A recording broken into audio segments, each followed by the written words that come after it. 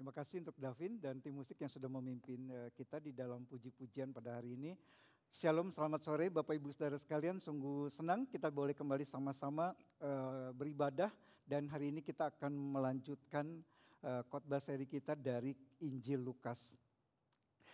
Nah saudara, kita sudah masuk di akhir dari pasal 1 dari Injil Lukas ini. Jadi kalau saudara perhatikan di pasal 1 itu semuanya adalah berisi kisah-kisah seputar atau sebelum kelahiran Yesus Kristus. Nah seperti tadi sudah disampaikan, minggu depan kita sudah akan masuk ke pasal 2. Pasal 2 ini adalah ini adalah inti atau puncak dari seluruh pembahasan kita sebelumnya. Karena ini adalah berita tentang kelahiran Tuhan kita Yesus Kristus yang nanti tepat pada tanggal 25 kita akan bahas kitab ini, bagian ini. Jadi ingatkan lagi kembali ya saudara, tanggal 25 dan tanggal 1 kita akan datanglah jam 10:30, tapi tanggal 8 mari kembali lagi beribadah di tempat ini jam 3 sore. Nah saudara, kisah yang diceritakan Lukas di akhir pasal 1 ini adalah tentang nyanyian pujian Zakaria. Atau yang dalam bahasa Latin biasa disebut Benedictus yang artinya blessed atau diberkatilah atau terpujilah.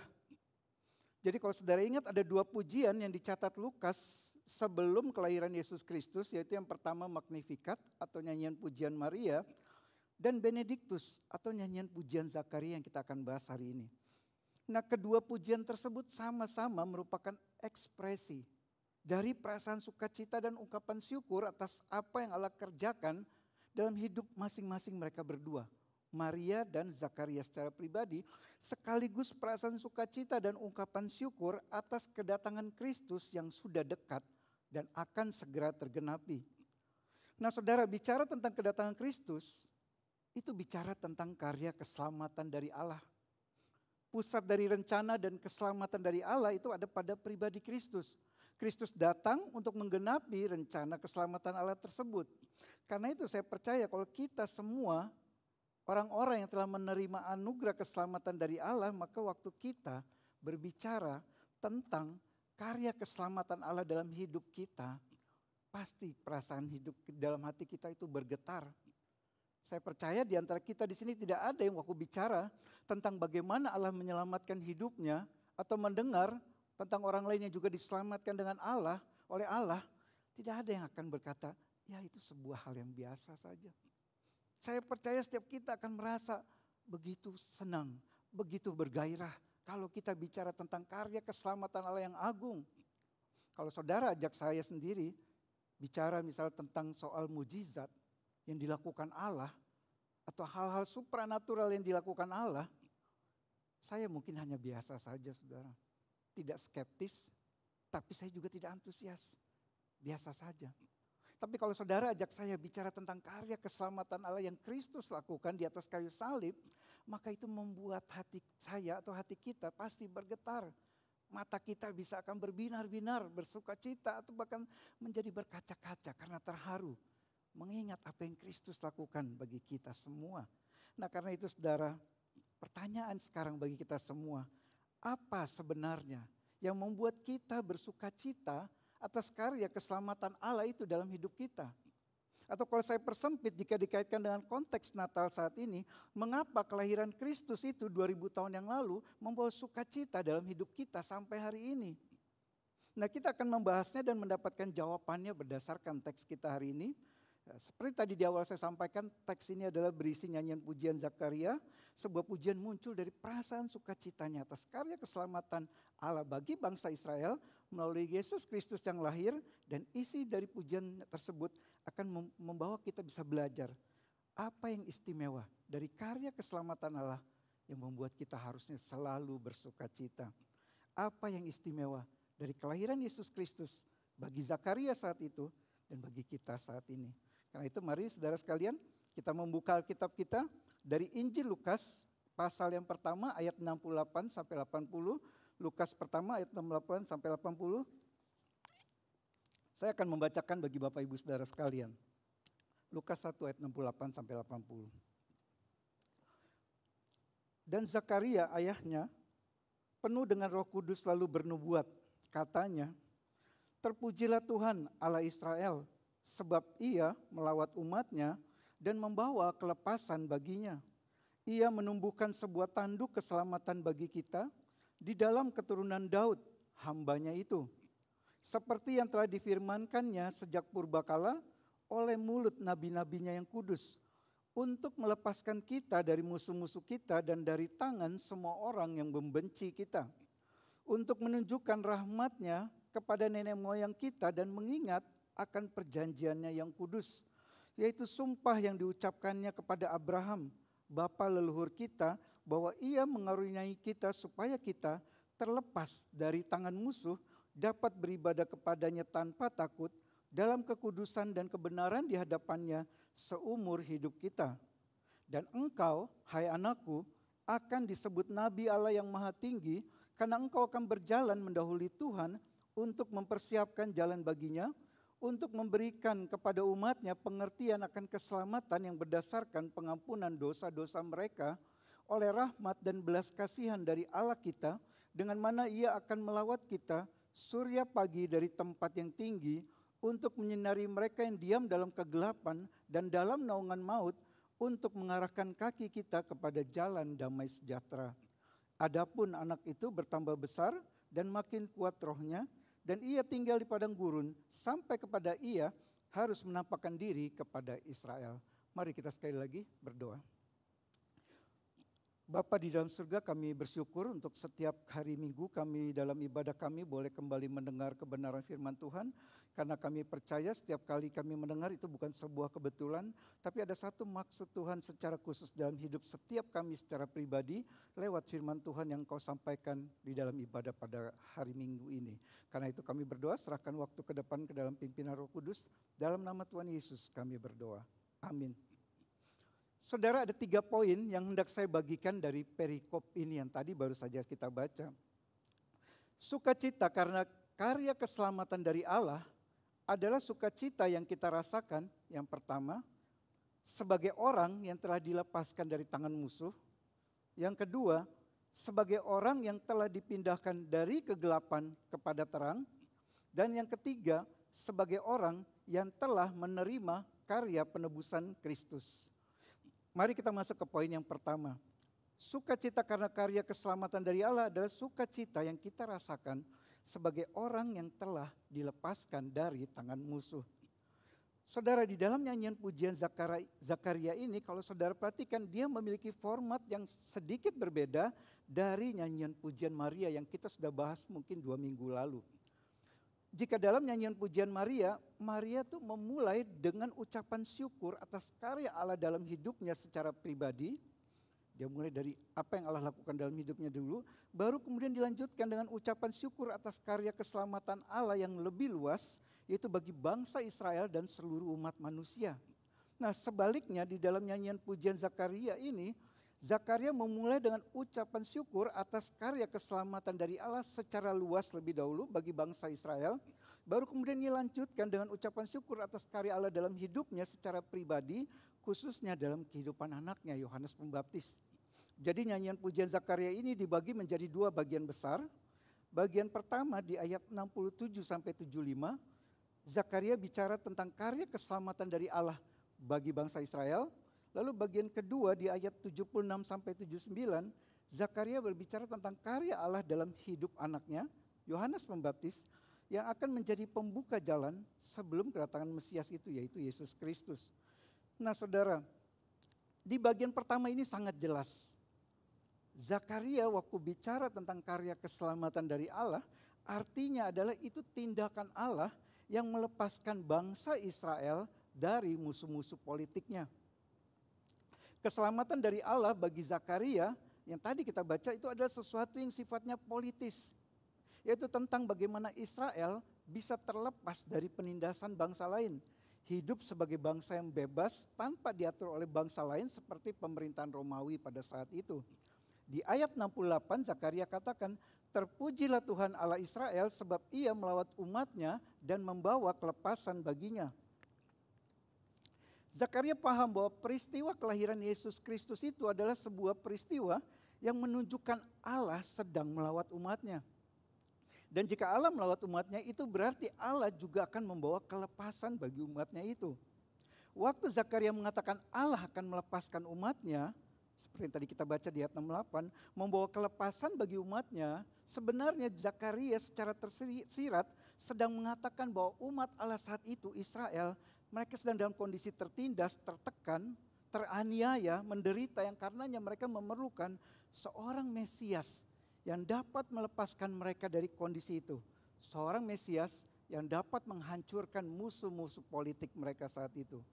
Hal ini jelas terlihat di dalam ayat 71 dan 74. Zakaria katakan, untuk melepaskan kita dari musuh-musuh kita dan dari tangan semua yang membenci kita. Ayat 71. Lalu ayat 74, supaya kita terlepas dari tangan musuh. Walaupun nanti kita lihat, Zakaria ternyata memandang keselamatan itu bukan hanya satu yang sifatnya politis, tapi juga bersifat rohani. Ia katakan di ayat 77, untuk memberikan kepada umatnya pengertian akan keselamatan yang berdasarkan pengampunan dosa-dosa mereka, artinya itu sesuatu yang sifatnya rohani.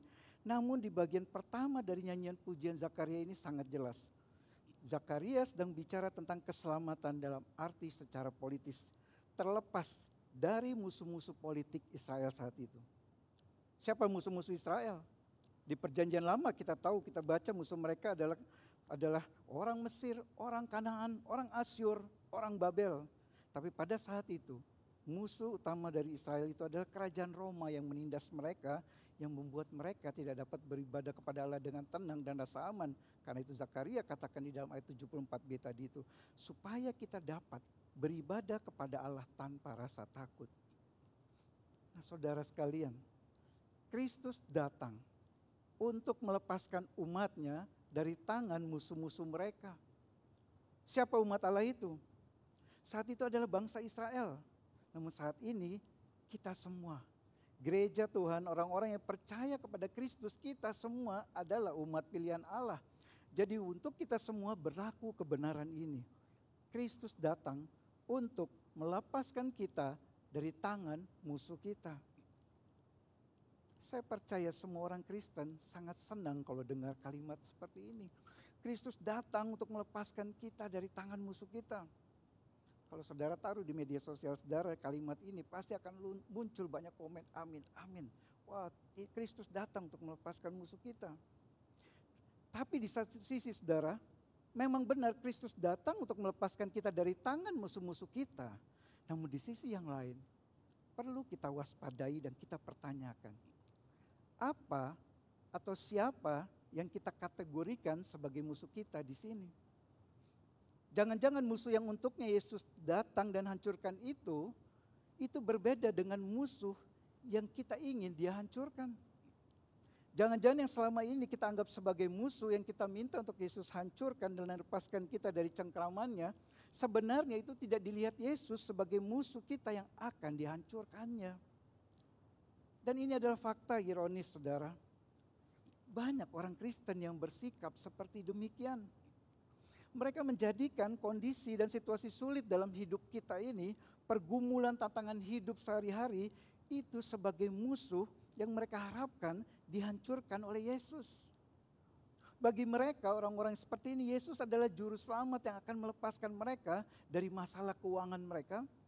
Yesus adalah juru selamat yang akan melepaskan mereka dari masalah sakit, penyakit mereka, masalah dalam karir dan usaha mereka, dan masalah hidup lainnya. Semua masalah-masalah ini menurut mereka adalah musuh yang akan dihancurkan oleh Yesus. Yesus akan melepaskan mereka dari cengkraman musuh-musuh ini. Pernahkah saudara melihat orang-orang Kristen yang berpikir seperti demikian, saudara? Saya sendiri, saya paling stres, saudara, kalau saya lihat di media sosial, khususnya di Facebook, karena saya generasi Facebook. Kalau saya baca tulisan tuh yang bunyinya seperti ini kurang lebih, saudara. Percayalah, Yesus pasti melepaskanmu dari masalah keuanganmu, masalah dalam bisnismu, masalah sakit penyakitmu. Doa-doamu pasti dikabulkan, engkau akan diberkati berlimpah-limpah. Dan dikatakan di situ, yang percaya katakan amin dan sharingkan ke yang lain. Dan sangat banyak itu di-share sambil di bawahnya amin, komen semua amin, saudara. Saya paling stres lihat itu, saudara. Kenapa? Karena bukan untuk itu Kristus datang. Yesus Kristus datang ke dalam dunia ini dengan satu tujuan, yaitu untuk melepaskan kita dari belenggu dosa. dari kutuk dosa, dari maut, dari cengkraman kuasa iblis. Ini semua adalah musuh-musuh kita yang tidak dapat kita taklukkan, yang hanya Kristus dapat mengalahkan semua musuh jiwa kita ini. Yang Kristus telah mengalahkan semua musuh kita ini, kutuk dosa, kuasa iblis di atas kayu salib lewat kematian dan kebangkitannya. Belenggu dosa dipatahkan, kutuk dosa dan maut dihancurkan, sehingga tidak ada lagi kuasanya atas kita. Dan iblis tidak lagi memiliki sedikit pun kuasa atas hidup kita, karena kita telah menjadi anak-anak Allah. Untuk inilah Kristus datang. Ini adalah musuh yang harus dihancurkan, yang untuknya Kristus datang, saudara. Namun saudara, tentu jangan salah. Waktu saya katakan Kristus tidak datang untuk menyembuhkan sakit penyakit kita, menyelesaikan masalah keuangan kita, itu tidak berarti Tuhan tidak peduli dengan masalah-masalah dalam kehidupan kita. Ini tidak berarti bahwa Tuhan senang melihat kalau kita menderita karena masalah keuangan, masalah pekerjaan usaha, masalah kesehatan. Dan ini juga bukan berarti kita tidak boleh berdoa memohon pertolongan Tuhan atas masalah tersebut. Namun yang saya maksudkan di sini adalah Kristus tidak datang ke dalam dunia ini dan mati di atas kayu salib untuk membuat kita terhindar dari semua masalah-masalah itu. Yang juga saya maksudkan di sini adalah kita tidak boleh memandang masalah-masalah kehidupan yang kita alami sehari-hari itu sebagai musuh yang harus dihancurkan oleh Kristus. Jelas hanya dosalah yang harus dihancurkan oleh kuasa Kristus. Kita seharusnya melihat permasalahan serta pergumulan, kesusahan hidup yang kita alami yang membuat kita mumet ini, hal-hal buruk yang terjadi dalam hidup kita yang memang tidak menyenangkan dan tidak kita harapkan itu sebagai sebuah konteks yang di dalamnya Allah bekerja untuk kebaikan kita. Yang melaluinya Allah menyatakan kasih dan pemeliharaannya atas kita.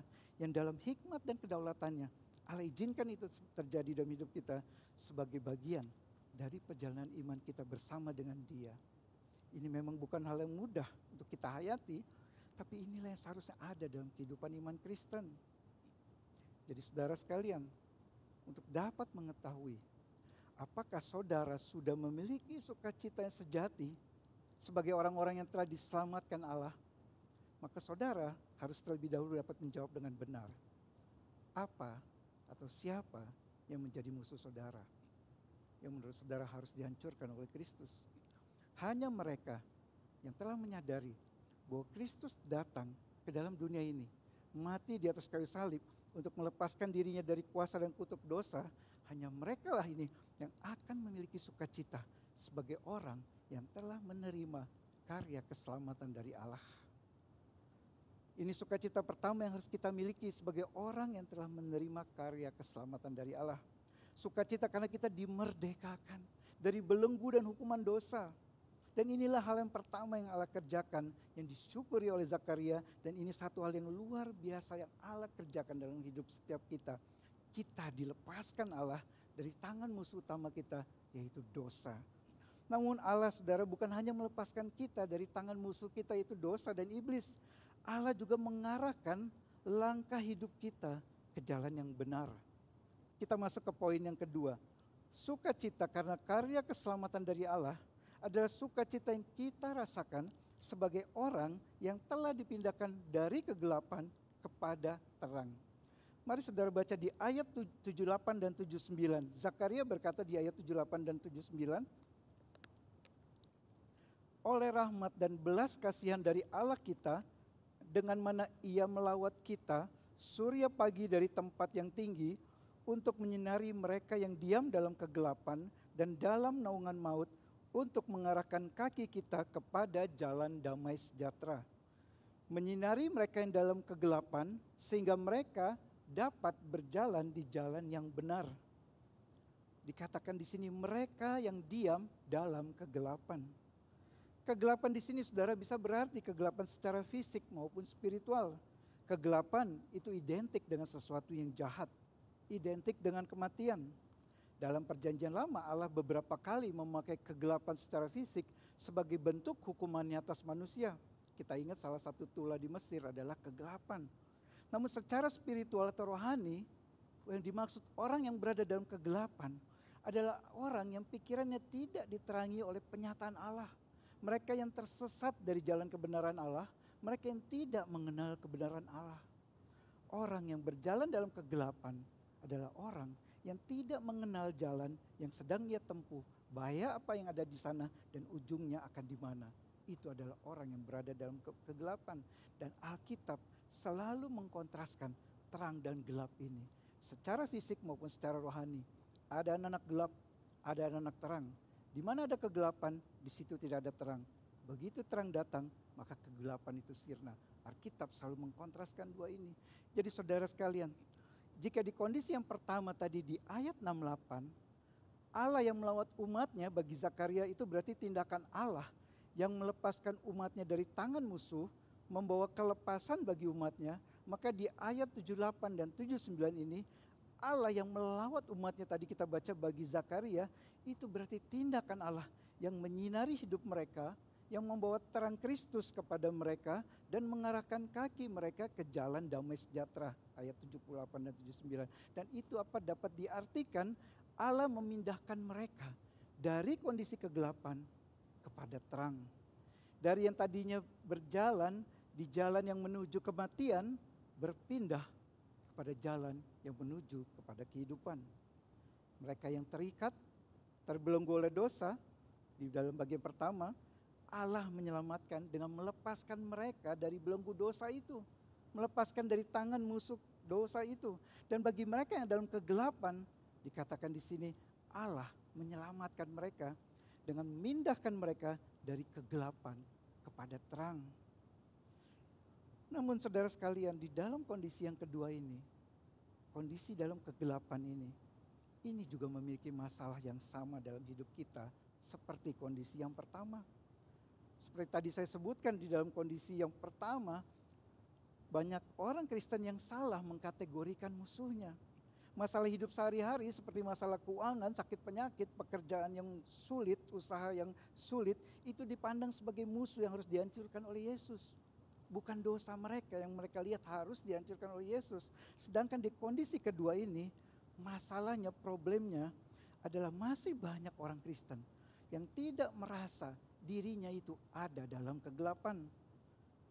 Mereka merasa dirinya cukup baik, bukan orang jahat, secara moral dan etika tidak berperilaku buruk, nggak merugikan orang lain, masih ke gereja walaupun masih bolong-bolong, dan seterusnya yang intinya mereka merasa memiliki kebenaran diri. Bagi mereka ini saudara, orang-orang yang merasa dirinya tidak ada dalam kegelapan, maka bagi mereka orang yang ada dalam kegelapan adalah orang yang hidup moralnya rusak, yang melakukan hal yang jahat dalam hidupnya, benar-benar mengabaikan kehidupan agamawi, dan seterusnya yang intinya tidak sebaik dirinya, yang dosa-dosanya lebih banyak dari dirinya. Dan ini adalah fakta yang ironis. Banyak orang Kristen yang bersikap demikian, yang ujung-ujungnya mereka merasa bisa memperoleh keselamatan mereka kalau hidup moral dan agamawi mereka itu baik. Jadi saudara sekalian, prinsip yang sama dengan kondisi yang pertama tadi juga berlaku di dalam kondisi yang kedua ini. Untuk dapat saudara mengetahui apakah saudara sudah memiliki sukacita sejati sebagai orang yang telah diselamatkan Allah, yang telah mengalami karya keselamatan dari Allah, maka saudara harus terlebih dahulu dapat menjawab pertanyaan ini dengan benar. Apakah saudara sudah melihat diri saudara sebagai orang benar, atau saudara menyadari bahwa saudara adalah orang yang tadinya diam di dalam kegelapan, yang sebenarnya sedang berjalan menuju kepada maut, yang hanya karena anugerah Allah semata melawat saudara, maka saudara dapat berpindah dari gelap kepada terang, dapat memiliki sang terang yang ajaib itu, yaitu Yesus Kristus. Apa jawaban saudara? Apakah saudara merasa saudara orang benar, atau saudara merasa saudara adalah orang yang dalam kegelapan, yang oleh anugerah Allah semata bisa berpindah kepada terang? Hanya mereka yang menyadari bahwa tidak ada sedikit pun kebaikan dalam dirinya dapat membuatnya berpindah dari kegelapan kepada terang selain dari Allah sendiri yang melawat dan memindahkannya, yang akan memiliki sukacita sebagai orang yang telah menerima keselamatan dari Allah.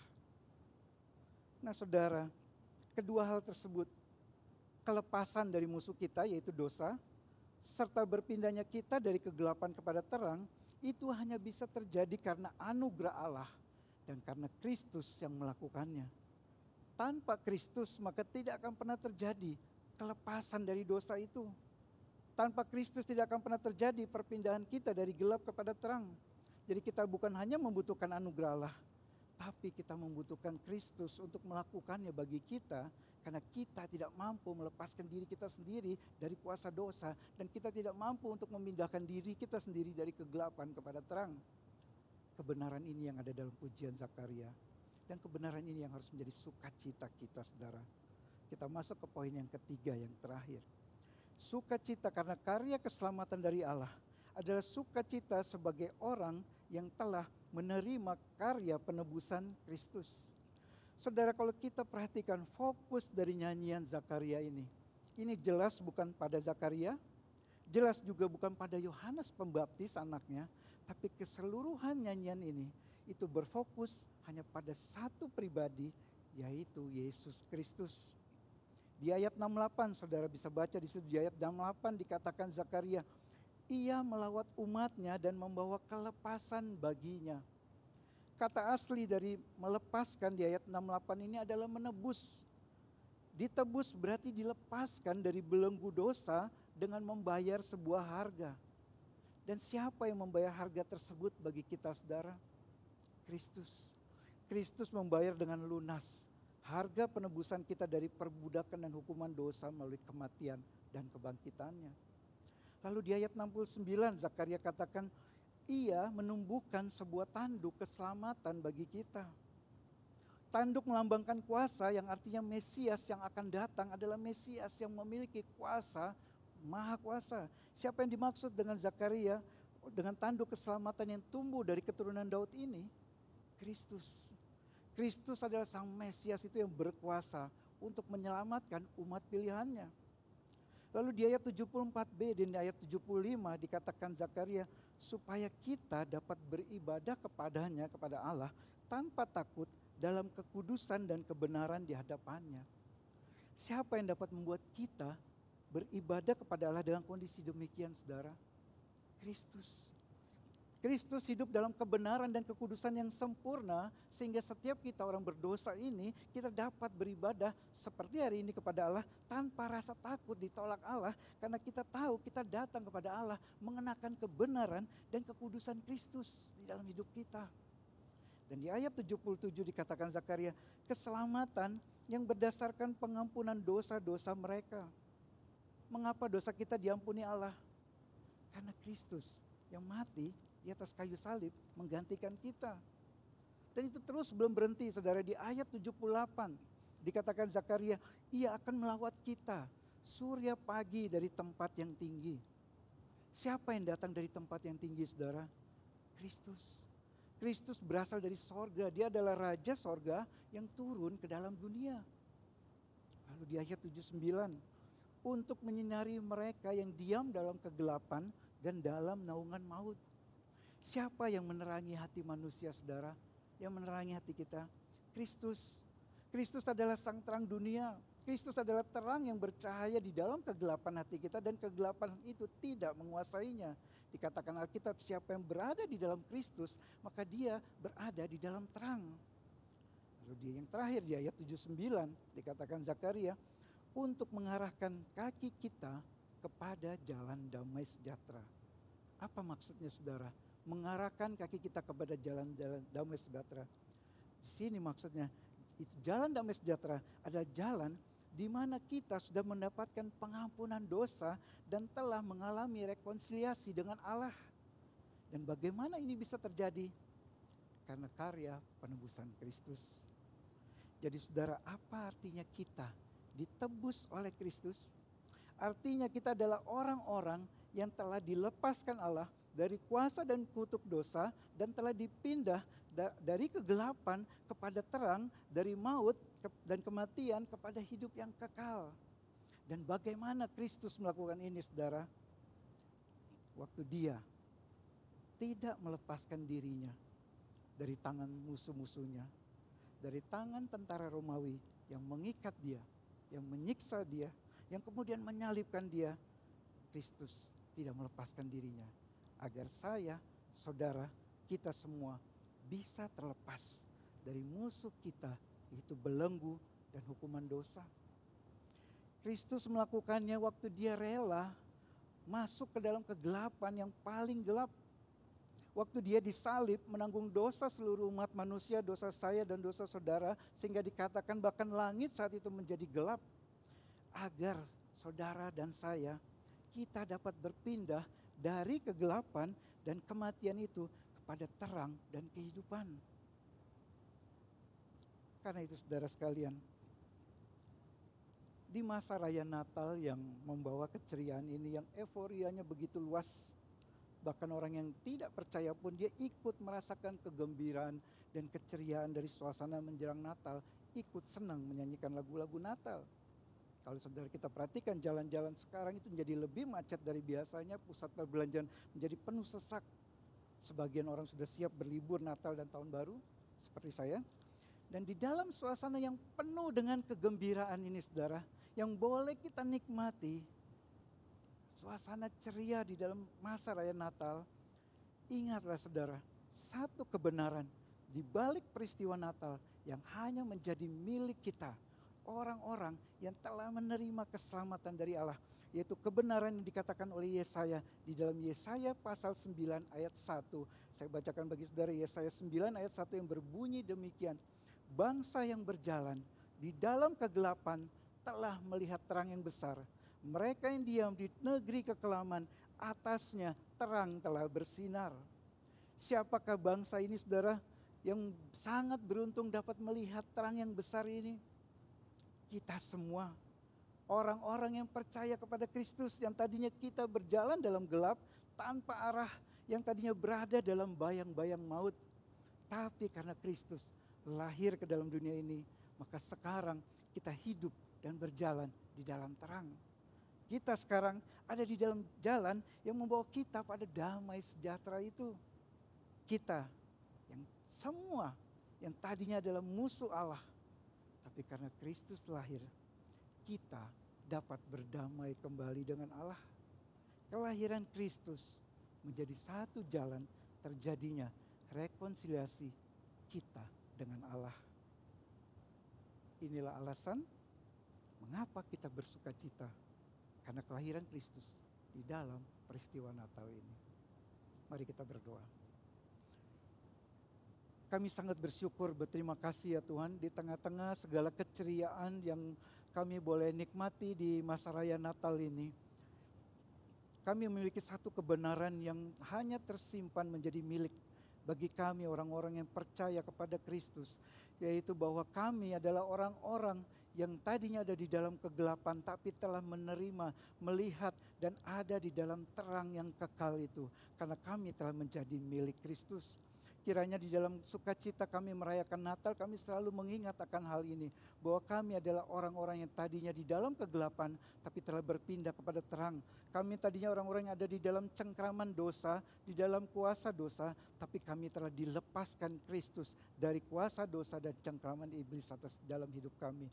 Karena itu biarlah kami selalu bersyukur secara khusus di masa raya Natal ini, mengingat Kristus yang lahir bagi kami semua, itu menjadi pengharapan kami bisa berdamai kembali dengan Allah. Hanya di dalam nama Tuhan Yesus kami berdoa dan bersyukur atas kebenaran firman Tuhan.